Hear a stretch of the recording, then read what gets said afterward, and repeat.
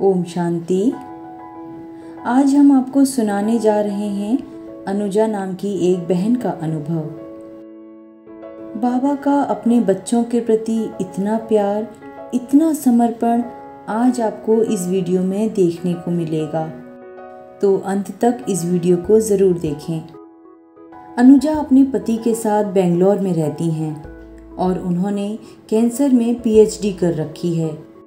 उनका हमेशा से ये सपना रहा है कि वो विदेश जाएं और अपने आगे की पढ़ाई और नौकरी वहीं पर करें। 2020 में अनुजा और उनके पति ने सोचा क्यों ना इस बार का नया साल अपने माता पिता के साथ मनाया जाए। ऐसा सोचकर वो दिसंबर के लास्ट में गाज़ियाबाद अपने सास ससुर के पास चली आईं।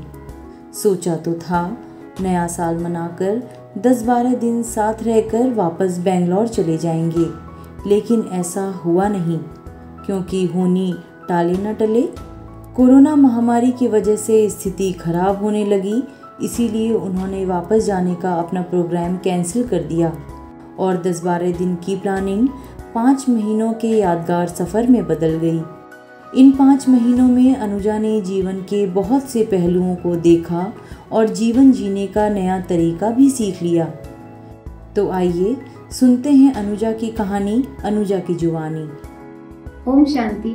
ये मेरी कहानी है जो मैं आप सबको सुनाने जा रही हूँ कि कैसे बाबा ने मेरे जीवन को एक नई दिशा दी और जो भी मैंने चाहा उससे कहीं ज्यादा बेहतर मुझे दिया। पिछले 5 महीनों में मेरे जीवन में ऐसी कई घटनाएं हुई जब बाबा ने अपने होने का साक्षात प्रमाण दिया और ये एहसास कराया कि जब समस्या आने पर आप बाबा को समर्पित कर देते हैं, सरेंडर कर देते हैं, तो वो कोई ना कोई रास्ता जरूर निकालता है और वो जो कुछ भी आपको देता है वो कई गुना बेहतर होता है। इसलिए आप जब भी कुछ चाहें वो आप बाबा से मांगे और बाबा वो आपको जरूर प्रदान करेगा, क्योंकि बाबा अपने बच्चों से बहुत प्यार करता है। ओम शांति। अनुजा 2020 में जब अपनी सासू माँ के पास गाज़ियाबाद आईं तो उन्होंने अपनी दिल की बात अपनी सास से कही कि वो अब विदेश जाना चाहती हैं, अपने आगे की पढ़ाई और रिसर्च वहीं करना चाहती हैं, और साथ ही उन्होंने ये भी बताया कि वो इसके लिए कई बार कोशिश कर चुकी हैं, बहुत सारे फॉर्म भरे हैं, लेकिन बात नहीं बन रही है। अनुजा की सासू माँ, जो कि ब्रह्मा कुमारीज फॉलोअर हैं और बहुत सालों से बाबा के ज्ञान में हैं, उन्होंने अनुजा को समझाया कि बेटी, हमारा काम ईमानदारी से अपना कर्म करना है और बाकी सब कुछ बाबा पर छोड़ देना है। उन्होंने अनुजा को अफर्मेशंस और विजुअलाइजेशंस की शक्ति के बारे में बताया। उन्होंने अनुजा से कहा, तुम रोज़ सुबह और शाम पावरफुल अफर्मेशंस करना स्टार्ट करो कि मैं बहुत शक्तिशाली आत्मा हूँ, मैं अपना काम बहुत अच्छे से कर रही हूँ, मेरे साथ सब कुछ बहुत अच्छा हो रहा है। ये सोचना और उसे देखना शुरू करो। अनुजा ने सोचा, ठीक है, सासू माँ उम्र में बड़ी हैं, कह रही हैं तो करने में क्या बुराई है। ऐसा सोचकर अनुजा ने रोज़ सुबह शाम यह सोचना और इमेजिन करना शुरू कर दिया। वही किया जो उनकी सास ने उन्हें करने को कहा था। और कमाल देखिए, अभी अनुजा को ये करते 1 महीना ही बीता था कि उन्हें लंदन की एक बहुत बड़ी यूनिवर्सिटी से इंटरव्यू का कॉल आया। अनुजा ने इंटरव्यू अटेंड किया और पूछने वाले सभी सवालों के बहुत अच्छे से जवाब दिए। अनुजा बहुत खुश थीं। उन्हें लग रहा था कि ये नौकरी उन्हें ज़रूर मिलेगी, लेकिन जैसा हम चाहें हमेशा वैसा हो जाए, यह संभव नहीं होता।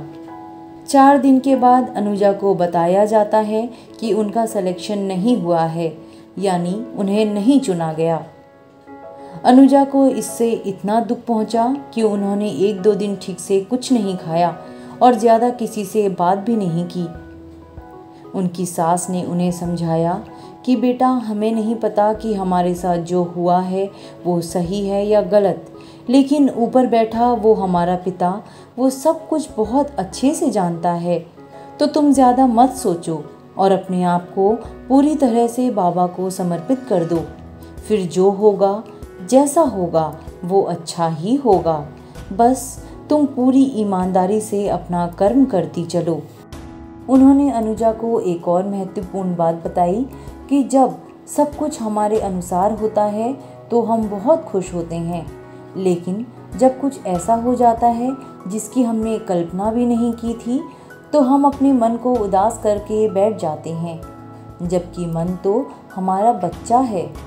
अनुजा बहुत दुखी थी, उदास थी, तो उन्होंने अपने मन को खुश करने के लिए कहीं बाहर घूमने जाने का मन बनाया और अगले दिन वो अपने घर वालों के साथ मनाली घूमने निकल पड़ी। अभी वो अपने परिवार वालों के साथ गाड़ी में आधे रास्ते ही पहुंची थी कि उन्हें विदेश की एक और बहुत ही जानी मानी यूनिवर्सिटी से फ़ोन आया और इंटरव्यू के लिए उन्हें तारीख दी गई। इस बार अनुजा ने बहुत शांतपूर्ण तरीके से अपना इंटरव्यू दिया। उन्हें अंदर से ऐसा लग रहा था कि शायद वो इस इंटरव्यू के लिए अभी तैयार नहीं थी, फिर भी उन्होंने सब कुछ शांति से किया। इंटरव्यू ख़त्म होने के बाद अनुजा ने बहुत दुखी मन से अपनी सास को बताया कि मम्मी, मेरा इंटरव्यू इस बार अच्छा नहीं हो पाया।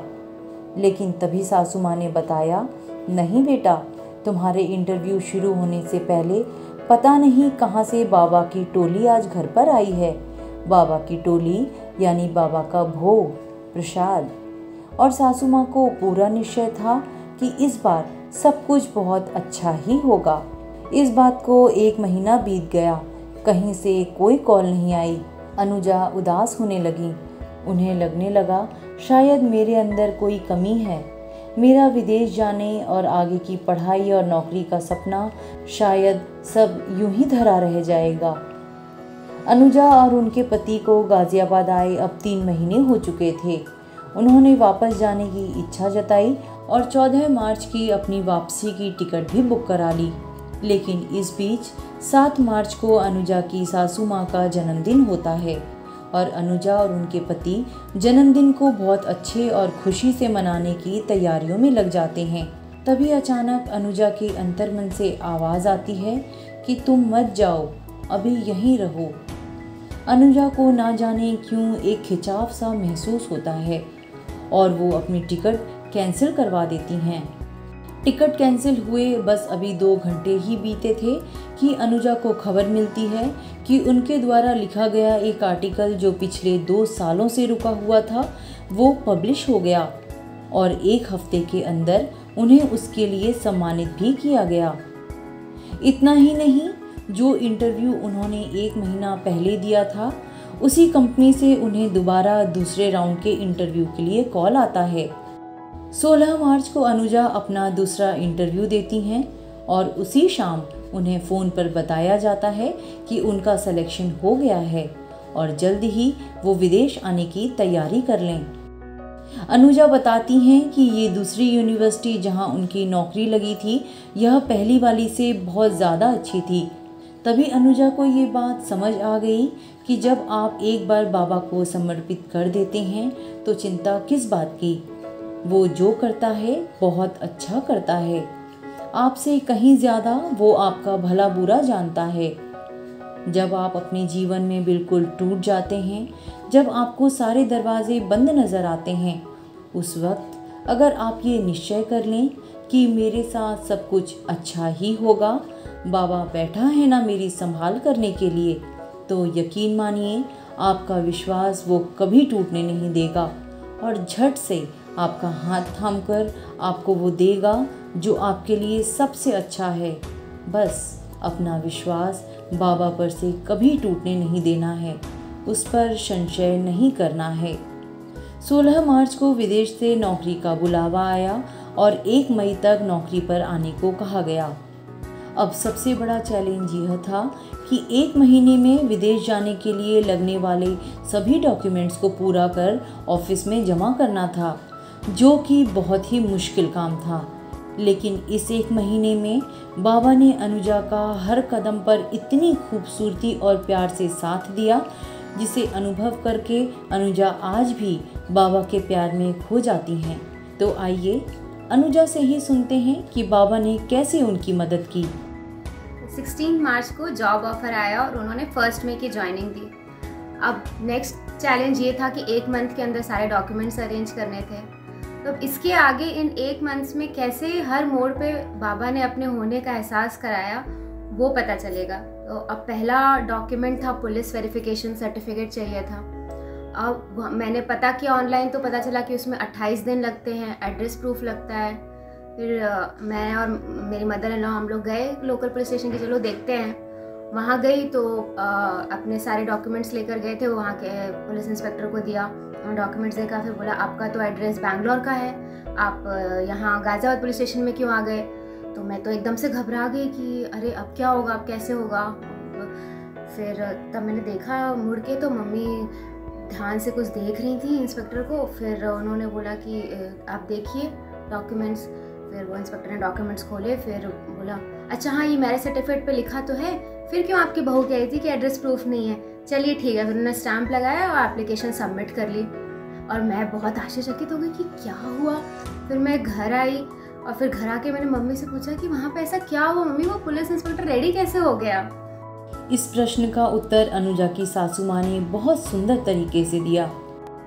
जब मैंने उस इंस्पेक्टर के तेवर अपने फेवर में नहीं देखे तो मैंने फौरन अपनी आंखें बंद करके शिव पिता का आह्वान किया कि बाबा आ जाओ, और उसके बाद आंखें खोल करके मस्तक के बीचों बीच उस इंस्पेक्टर की तरफ ध्यान केंद्रित किया और बार बार इस थॉट को दोहराया, तू भी उसी शिव पिता के संतान है जिसके संतान मैं हूँ।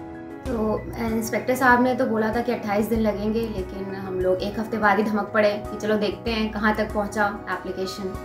तो वहाँ गए तो वहाँ पे इंस्पेक्टर साहिबा मिली, उन्होंने कहा कि अभी 15 दिन और लगेंगे। तो फिर मम्मी ने बोला कि अच्छा जल्दी कराना हो तो क्या हो सकता है। तो बोला फिर आप खुद जाके सब जगह से साइन करा के लेके आइए। मैंने कहा चलो ठीक है करते हैं। बस मैं और मेरे मदर लोग निकल पड़े साइन कराने के लिए सब जगह। सारी जगह साइन कराते कराते शाम हो गई। फिर एक आखिरी साइन बचा था जिसके लिए हमें दूसरे पुलिस स्टेशन जाना पड़ा। और वहाँ पुलिस स्टेशन हम पहुँचे, हम भागते भागते ढूंढ रहे थे दरोगा साहब का ऑफिस जिनसे साइन कराना था। तभी एक इंसान जो है वो बाइक पे बैठा हुआ मिला, वो बाइक की चाबी घुमा चुके थे और वो बाइक लेके अपना घर निकल रहे थे। भाई अब शाम हो गई थी, सब ऑफिस आवर्स ख़त्म हो रहे थे। तो उन्होंने हमें देख के पूछा आप किसको ढूंढ रहे हैं। उन्होंने बताया हमें ये एप्लीकेशन पे साइन करना है। तो उन्होंने ऐसे देखा, फिर बाइक की चाबी बंद की, बोले आइए, ऑफिस लेकर गए। फिर वो सब ऐसे डॉक्यूमेंट्स देखने लगे कि हाँ क्या क्या डॉक्यूमेंट्स हैं, रसीद गाँव से देखने लगे हमें। तो उस वक्त मैंने पिछली बार की बात ध्यान करी, मैंने इस बार बाबा को पहले ही बुला लिया कि आ जाओ बाबा अब फिर से ज़रूरत है आपकी। तो उन्होंने ऐसे टेढ़ी निगाहों से देखा पुलिस साहब ने, फिर तुरंत नज़र नीचे करके साइन किया और मुझे देते ऑल द बेस्ट बेटा आपके जॉब के लिए। बस आखिरी साइन लेके उसके बाद हम वापस पहुँचे एप्लीकेशन सबमिट करने। और हमें बाहर वही पहले वाले दरोगा साहब मिल गए जिन्होंने कहा था कि 28 दिन लग जाएंगे। उन्होंने बोला हो गया आपके साइन, अच्छा ठीक है कल आ जाइए लेने अपना सर्टिफिकेट। और बस अपना सब एप्लीकेशन सबमिट करके हम लोग वापस आ गए। रास्ते में मैं और मम्मी डिस्कस करते हुए आ रहे थे कि देखो कैसे चीज़ें होती हैं, जहाँ जो चीज़ 28 दिनों में होने वाली थी वो एक हफ्ते में हो रही है। तब मम्मी ने एक बहुत पते की बात बताई जो मैं हमेशा याद रखूँगी कि कोई काम बड़ा छोटा नहीं होता है। अगर आप बाबा को सच्चे दिल से याद करो और जब ज़रूरत हो उनको बुलाओ, तो वही बात होती है कि चाहे सब जगह अकाल पड़ा हो लेकिन तुम्हारी 2 वक्त की रोटी का इंतज़ाम बाबा ज़रूर कर देंगे। अप्रैल फर्स्ट वीक में वेरिफिकेशन सर्टिफिकेट रेडी हो गया, लेकिन अब मई में ज्वाइनिंग फिर भी बड़ी मुश्किल लग रही थी। नेक्स्ट स्टेप 2 थे, एक तो वर्क परमिट बन के आना था इंस्टीट्यूट से जिसमें 3 से 4 महीने लग जाते हैं, और दूसरा इंडिया से वीज़ा प्रोसेस होना था। और महामारी के चलते तो वीज़ा सेंटर सारे बंद चल रहे थे पिछले साल से तब। लेकिन पिछले 3 महीनों के सारे एपिसोड से एक सीख तो ली थी कि वही पॉजिटिव एटीट्यूड आप बनाए रखो, और जब बाबा को सरेंडर किया है तो भरोसा रखो कि कुछ ना कुछ रास्ता निकल आएगा। और देखिए चमत्कार कैसे होता है, जो वर्क परमिट बनने में 3 से 4 महीने लग जाते हैं वो 15 दिनों में बनकर आ गया। और तो और वीज़ा प्रोसेस के लिए एम्बेसी ने डायरेक्टली बोला कि वो हमारा एप्लीकेशन सबमिट कर लेंगे, वो भी कुरियर के थ्रू। तो जो घर बैठे हमने एप्लीकेशन भेज दिया, हमें जाना भी नहीं पड़ा और हमारा वीज़ा एप्लीकेशन भी सबमिट हो गया। और साथ ही साथ इंस्टीट्यूट वालों ने भी जून तक की ज्वाइनिंग की एक्सटेंशन दे दी। एक तरफ वीज़ा का काम चल रहा था और दूसरी तरफ देश में केसेस बहुत बढ़ने लगे थे। तो मन में चिंता आई कि अब सेफली विदेश पहुंचेंगे कैसे। उसी बीच एक अच्छी खबर ये आई कि मई फर्स्ट वीक से 18+ वालों की वैक्सीनेशन चालू होने की गवर्नमेंट ने न्यूज़ दी, और मेरे हस्बैंड ने फर्स्ट डोज की अपॉइंटमेंट भी ले ली। लेकिन मेरे मन में तो डर बना हुआ था, वो कितने भी चमत्कार देख लो तो संदेह जाता तो है नहीं। अब वो था जॉब वर्सेस जैब डिलेमा। मैंने सोचा कि अगर मई में मैंने फर्स्ट डोज लगवाई तो सेकेंड डोज तो जुलाई में लगेगी और जून में मेरी ज्वाइनिंग है। जो डिले करना मुझे इतना ठीक नहीं लगा।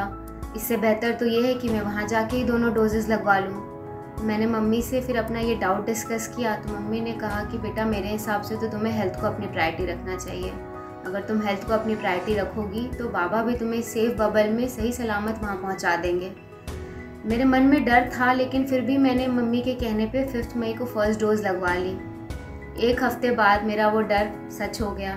गवर्नमेंट ने सेकेंड डोज की डेट 4 हफ्ते से बढ़ा के 5 वीक बाद की कर दी। अब सबसे पहला ख्याल तो मेरे मन में ये आया कि मैं 3 महीने तो कतई नहीं रुक सकती। तो मैंने मम्मी को जाके बोला कि मम्मी मुझे बहुत डर लग रहा है। मुझे पता है कि बिना वैक्सीनेट हुए बाहर जाना रिस्क है, लेकिन 3 महीने जॉब डिले करना भी मुझे ठीक नहीं लगता है। तो मम्मी ने कहा कि बेटा इस वक्त तुम्हें सामना करने की शक्ति की ज़रूरत है, उसे बुलाओ। रोज़ सोने से पहले मैं 10 बार सामना करने की शक्ति को बुलाने लगी और ऐसा करते हुए 1 हफ्ते हुए थे तब कुछ साइंस मिलने चालू हुए। पहला साइन तो ये था कि इंस्टीट्यूट ने इंडिया की कंडीशन देखते हुए मेरी ज्वाइनिंग जून से जुलाई कर दी थी, लेकिन तभी भी मेरे 12 वीक्स कंप्लीट नहीं हो रहे थे। उस वक्त मैंने मम्मी की उस बात को याद किया रोज़ कि जो भी हो बाबा मेरे 2 वक्त की रोटी का जुगाड़ कर रहा है। और पिछले हफ्ते ही ये न्यूज़ आई कि 1 जून से जो लोग बाहर जाना चाहते हैं विदेश जॉब या पढ़ाई के लिए, उनको स्पेशल कैटेगरी में रखते हुए 4 वीक्स में ही सेकेंड डोज लगा दी जाएगी। तो बस अब 5 जून को मैं बैंगलोर जा रही हूँ, जहाँ मुझे सेकेंड डोज लग जाएगी और 27 जून को अपने हस्बैंड के साथ लग्जमबर्ग जाने का टिकट करा लिया है। और जी हाँ, मेरी जॉब लग्जमबर्ग यूरोप में लगी है, तो आगे की कहानी आपको लग्जमबर्ग से सुनाई जाएगी। ओम शांति। तो देखा आपने किस तरह बाबा ने अनुजा को कहाँ से कहाँ पहुँचा दिया, कैसे उनके सारे सपने सच कर दिए। बाबा हमेशा कहते हैं ना, बच्चे तुम क्यों चिंता करते हो, मैं बैठा हूँ ना। तो अगर आपको अनुजा का अनुभव पसंद आया है तो इस वीडियो को लाइक, शेयर और कमेंट करें। और अगर आपके भी अपने कोई अनुभव हैं जो आप हमारे साथ बांटना चाहते हैं तो इस वीडियो के कमेंट बॉक्स में कमेंट करें या हमारे व्हाट्सएप नंबर पर हमें मैसेज कर सकते हैं। ओम शांति। ओम शांति। नए वीडियोस को देखने के लिए ऊपर दिए गए बॉक्स को टच करें